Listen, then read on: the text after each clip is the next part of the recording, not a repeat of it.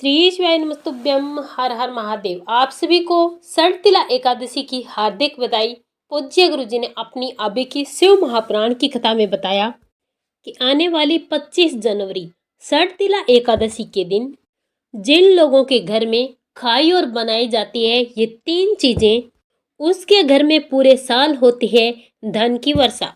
ये माघ मास की सरतिला एकादशी पूरे 50 वर्षों के बाद अद्भुत संयोग में पड़ने जा रही है और इसी बीच कुंभ भी चल रहा है। तो ऐसे में इस एकादशी का महत्व हिंदू धर्म के लोगों के लिए और भी बढ़ गया। और पूज्य गुरुजी ने अपनी कल की शिव महापुराण की कथा में बताया है कि 25 जनवरी सरतिला एकादशी के दिन भले ही कुछ मत खाना, ये एक चीज जरूर खा लेना। भगवान श्री हरि विष्णु और माँ लक्ष्मी की कृपा से आपके घर में इतना पैसा आएगा कि आप संभाल भी नहीं पाओगे।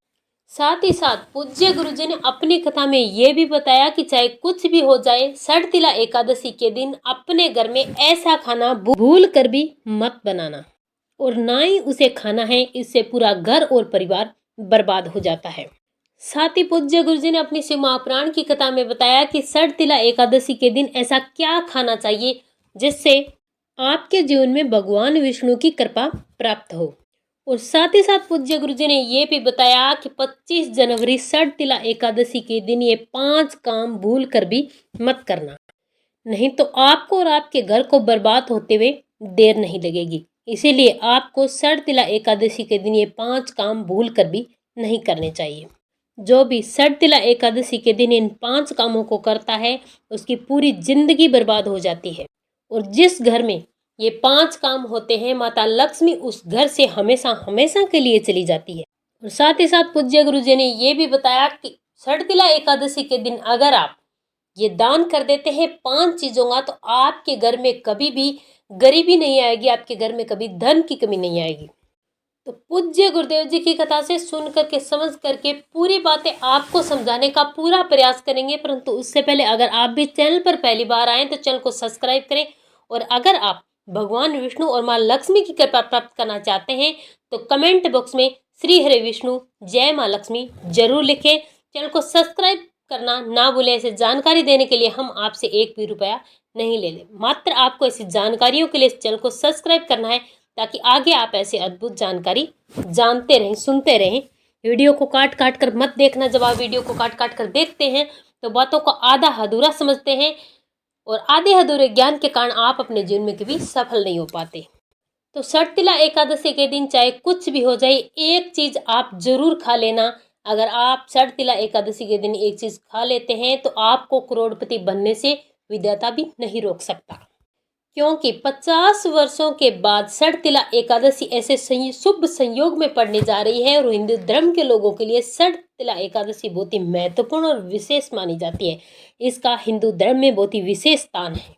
और सरतिला एकादशी के दिन किया गया कोई भी उपाय निष्फल नहीं जाता, ये फल 10 गुना आपको जरूर देता है। इसीलिए आप इससे जुड़े उपाय जरूर करें। आपको जो वीडियो में जानकारी दी जा रही है उसी तरह से अगर आप उपाय करते हैं, उपवास करते हैं, चीज़ें खा लेते हैं और 5 चीज़ें अगर आप अपने जीवन में नहीं करते, वो 3 चीज़ें जो आपको नहीं खानी उनका अगर आप त्याग कर देते हैं तो आपको करोड़पति बनने से भगवान भी नहीं रोक सकता। आप सबको बता दें कि 25 जनवरी के दिन सरतिला एकादशी पड़ने जा रही है। अगर आप सरतिला एकादशी के दिन रात्रि में तुलसी में एक चीज़ अगर बांध देते हैं तो आप रातों रात करोड़पति बन जाते हैं। इतना धन आएगा कि आप संभाल भी नहीं पाएंगे। वो कौन सी एक चीज़ है वीडियो में आगे हम जरूर बताएंगे, इसलिए अंत तक जरूर बने रहें। सरतिला एकादशी के दिन तिल का दान किया जाता है, इससे आपका धन बढ़ता है। व्रत करने का बहुत ही महत्व है, क्योंकि इसे पापों के नाश और पुण्य के लिए अति महत्वपूर्ण माना जाता है। साल की सभी एकादशियों का विशेष महत्व है, इनमें सरतिला एकादशी का अपना ही एक विशेष महत्व है जो तिल के दान के माध्यम से सभी पापों का नाश करती है और पुण्य को उजागर करती है। सरतिला एकादशी के दिन सच्चे भाव से व्रत और पूजा करने से न केवल पितरों को मोक्ष मिलता है, साथ ही साथ व्यक्ति को भी समस्त पापों से मुक्ति मिलती है। सरतिला एकादशी के दिन तिल के उपयोग और इसके दान का बहुत महत्व माना गया है। सरतिला एकादशी के दिन पानी में थोड़े से तेल डालकर स्नान करने से जीवन के सभी रोग समाप्त हो जाते हैं, सभी दोष समाप्त हो जाते हैं, आपके सारे पाप समाप्त हो जाते हैं और आपके शरीर के सारे रोग समाप्त हो जाते हैं। इस दिन भगवान श्री हरि विष्णु का पूजन तिल से करने का विशेष महत्व है। इससे आप पर भगवान श्री हरि विष्णु के साथ साथ माँ लक्ष्मी की कृपा भी बनी रही। इस दिन मात्र षटतिला एकादशी की कथा सुनने से ही समस्त पापों का नाश होता है और साथ ही साथ षटतिला एकादशी के दिन दान करने से आपके पुण्य उजागर होते हैं, समस्त पापों का नाश होता है और दोषों का नाश होता है। श्री हरि विष्णु की कृपा आप पर बनती है। चलिए सबसे पहले आपको बताते हैं कि षटतिला एकादशी के दिन किन चीजों का सेवन आपको नहीं करना चाहिए। सबसे पहला वर्जित है मांसाहारी भोजन का सेवन। इस दिन आपको मांसाहारी भोजन का सेवन नहीं करना चाहिए। मांसाहारी भोजन न केवल शारीरिक दृष्टि से अपवित्र है, साथ ही साथ आध्यात्मिक दृष्टि से भी इसे पाप माना गया है। मांसाहारी भोजन करने से शरीर में तामसिक गुण बढ़ते हैं और इसी के साथ भगवान श्री हरि विष्णु और माँ लक्ष्मी नाराज हो जाते हैं और इससे आपको दोष भी लगता है। माँ लक्ष्मी की कृपा आप पर कभी नहीं बनती अगर आप मांसाहारी भोजन का सेवन करते हैं। षटतिला एकादशी के दिन केवल आपको सात्विक भोजन ही करना चाहिए, जो शांति और संतुलन का प्रतीक है, जिसे भगवान श्री विष्णु और माँ लक्ष्मी प्रसन्न होकर आपको आशीर्वाद देते हैं। इसलिए आपको एकादशी के दिन अंडे, मांस, मछली, मदिरा किसी भी चीज का सेवन नहीं करना चाहिए। दूसरा है खट्टे पदार्थ। षटतिला एकादशी के दिन आपको खट्टे पदार्थों का सेवन नहीं करना चाहिए। खट्टे पदार्थ जैसे आम, इमली, खट्टा दही, इस तरह की चीजें आपके व्रत में विघ्न डाल सकते हैं। तीसरी चीज है नशे से संबंधित पदार्थ। षटतिला एकादशी के दिन नशे से संबंधित किसी भी चीज का सेवन आपको नहीं करना चाहिए। शराब, गुटखा, तंबाकू, मादक ऐसी पदार्थों का सेवन षटतिला एकादशी के दिन बिल्कुल वर्जित है। ये व्यक्ति की मानसिक संतुलन को खो देता है और अगर आप इस दिन मदिरा का सेवन करते हैं तो भगवान विष्णु और माँ लक्ष्मी आपसे रुष्ट हो जाते हैं, जिससे आपके घर में घोर गरीबी आती है। भगवान का हाथ आपके सर से उठ जाता है और फिर आप लाखों व्रत उपवास भी क्यों ना कर लें, जल्दी से आप पर भगवान की कृपा नहीं हो पाती। अगला है, इस दिन आपको अधिक मीठे पदार्थों का सेवन नहीं करना है। जैसे शक्कर अधिक मीठी होती है, इससे आपका मानसिक संतुलन बढ़ता है, इससे आप बचें। आपको हल्के फुल्के मीठे पदार्थों का सेवन करना है। आपको प्याज का सेवन षटतिला एकादशी के दिन नहीं करना चाहिए। ये पदार्थ तामसिक गुणों से भरपूर होते हैं, भगवान इसे वर्जित करते हैं। इसीलिए इस दिन आपको मांस, मदिरा, अंडे, खट्टे पदार्थ, प्याज इत्यादि चीजों का सेवन नहीं करना चाहिए। इससे आपका व्रत खंडित हो जाता है, आपका उपवास खंडित हो जाता है और इससे आपकी भक्ति विशुद्ध हो जाती है। चलिए बात करते हैं कि आपको षटतिला एकादशी के दिन कौन कौन से काम नहीं करना चाहिए। इस दिन आपको अपने बाल और नाखून नहीं काटना चाहिए। षटतिला एकादशी के दिन आपको चावल का सेवन नहीं करना है और साथ ही साथ एकादशी के दिन व्रती वाले जातकों को सुबह देर तक नहीं सोना चाहिए। सुबह ब्रह्म मुहूर्त में उठकर स्नान इत्यादि करके भगवान की पूजा करनी चाहिए।